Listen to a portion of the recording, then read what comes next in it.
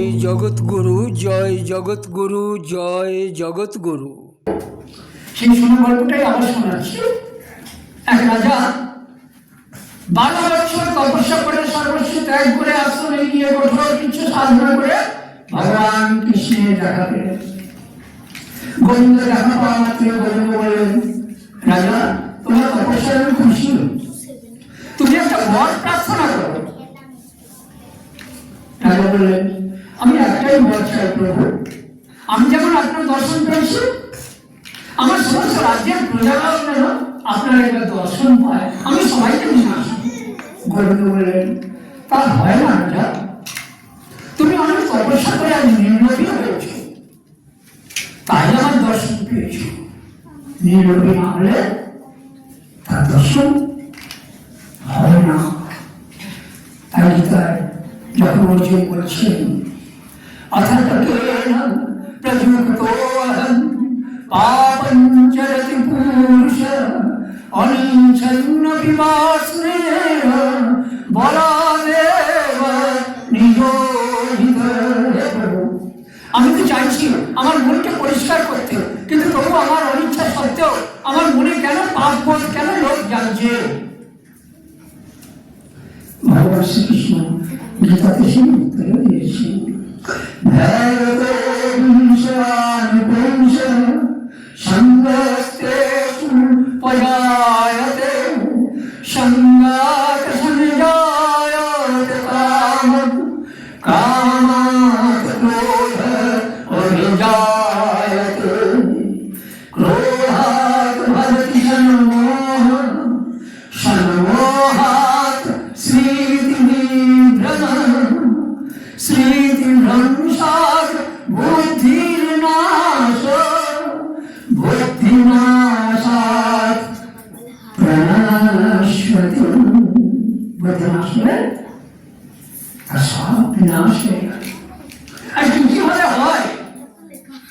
ভগবান কিন্তু প্রত্যেকটা অর্জুনকে একটা একটা করে শুনিয়ে দিয়েছেন।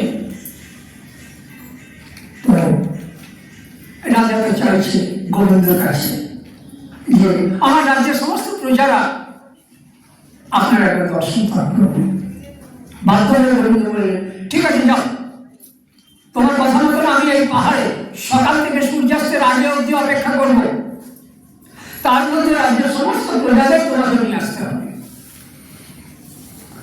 রাজামশাই আনন্দে গদগদ হয়ে রাজ্যে গেলেন, ভেড়া পিটিয়ে দিলেন। আগামীকাল সকালে সমস্ত প্রজারা যারা যারা গোবিন্দ দর্শন করতে চাও, কোনো তপস্যা করতে হবে না, গোবিন্দের আশীর্বাদ পাবে, বর পাবে। গোবিন্দ তোমাদের জন্য সূর্যাস্ত অবধি ওই পাহাড়ের নিচে অপেক্ষা করবেন। পথ ছিল 5 মাইল, 5 কিলোমিটার, 5 মাইল। তখনকার জীবনের মতো তো হেঁটে যেত, গাড়ি ঘোড়া এত ছিল না। আর 5 মাইল মানে 10 কিলোমিটারের মতন হাঁটাটা তখনকার জীবনে লোকের পক্ষে কোনো ব্যাপারই ছিল না। সবাই আনন্দ সহকারে বললো, বাহ, তপস্যা করতে হবে না, গোবিন্দের দর্শন পাবো, চলো আমরা সবাই যাবো। রাজা যাচ্ছে আগে আগে, রানীও বেরিয়ে পড়েছে, মন্ত্রীরাও বেরিয়ে পড়েছে, কেবল প্রহরীরা আর সৈন্যরা পাহারা দিচ্ছে রাজত্ব। বাকি সব রাজ্যবাসী রাজার সঙ্গে চলতে গেছে, আর সবাই গাইছে একসাথে, হরে কৃষ্ণ হরে কৃষ্ণ কৃষ্ণ কৃষ্ণ হরে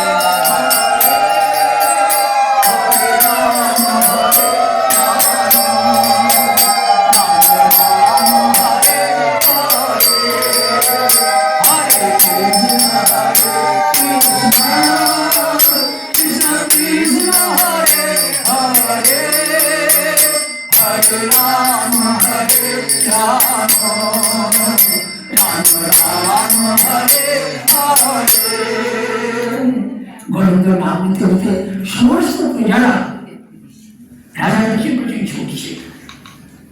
মাইল খানেক যাওয়ার পর দুপাশে দেখলেন তামার গোজ গোজ ঢিপি পাহাড় হয়ে আছে, তামার মুদ্রা। তখনকার যুগে তামার মুদ্রা, স্বর্ণ মুদ্রা, রৌপ্য মুদ্রা এসব চালু ছিল। তো খেটে খাওয়া চাষা ভুষো গরিব মানুষরা রাজামশাইকে বলে, রাজামশাই এগুলো নেওয়া যাবে? হ্যাঁ নিতে পারো, কারোর কোনো বাধা নেই, প্রভু এগুলো রেখেছি। বলে রাজামশাই আপনারা আগান, আমরা সব বস্তা নিয়ে আসি সঙ্গে, ফেরার করে ঘাস কাটবো বলে, তাকে আমরা ওগুলো সব ভরে নিই। আমরা যাবো। যে যত পারলো বস্তায় ভরে তামার মুদ্রা ভরতে লাগলে, ভরে সবাই বাড়ির দিকে চলে গেল। বাড়িতে গিন্নি বলে, অনেক কষ্ট করে দুপুরে এসেছো, আজ আর যেতে হবে না, খাওয়া দাওয়া করো, বিশ্রাম নাও। আর গিন্নি কথা কে করে পৃথিবীতে? দেবতারাও করে। নিজের নিজের স্ত্রী অবাধ্য হওয়ার ক্ষমতা দেবতাদেরও নেই। আমরা সাধারণ মানুষ তো করছান। অপেক্ষা করে আসবো, এখন এটাই চলুন। এবার বাকিরা যেতে যেতে দেখলে চার ধারে রূপোর মুদ্রা, রূপোর জিনিস, রূপোর জগ, রূপোর থালা বাটি, 150 টাকা দেখলে বাহ, রাজা তো বলে দিয়েছেন যত খুশি নেওয়া দিতে পারে। সুতরাং রাজামশাই আপনারা আগাতে থাকুন, আমরা এগুলো গরুর গাড়ি করে বোঝাই করে সব দিয়ে আসি, তারপর আসবো। যে যত পারলো সব জিনিসপত্র ব্যবসাদাররা ভরে গরুর গাড়ি করে আবার সেই পেছন দিকে বাড়ির দিকে যেতে লাগলো। ভালো কথা, রাজা কিন্তু আপন মনে এগিয়ে যাচ্ছে, প্রজাদের আমি গোবিন্দ দর্শন করার কথা দিয়েছি।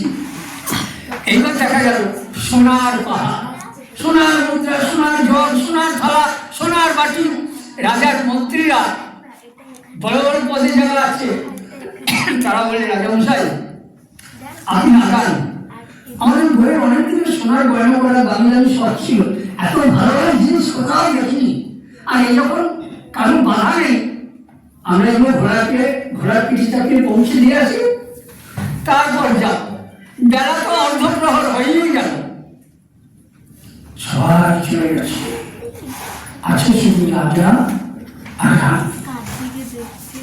এইবার এলো হীরের নেকলেস, হীরের মুকুট, বিভিন্ন মণি মুক্ত দিয়ে সাজানো।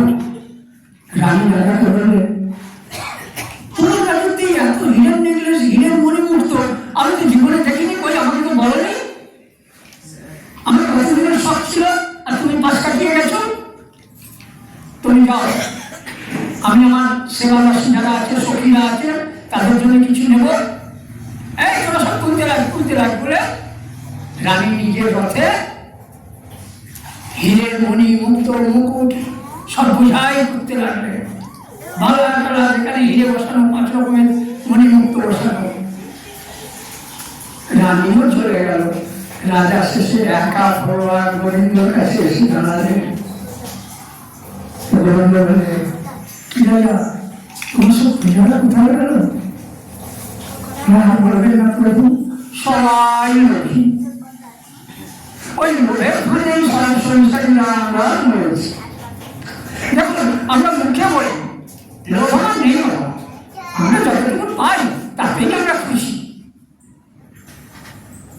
তাই না? 50 টাকা, 100 টাকা, 500 টাকা করে থাকলেও আমি একটু ভেঙে দেবো, কিন্তু 5 লাখ 5 কোটি টাকা ভেঙে দেবো কিনা ভাবতে হবে। আর যদি সেই পরিবেশ পরিস্থিতির চাপে তাকে ফিরিয়েও দিন, আমি অপেক্ষায় থাকবো কতক্ষণে খবরের কাগজে টিভিতে আমার নামটা দিবে। সেখানেও একটা সম্মান করার লোক থাকি, লোক ছাগল নয়।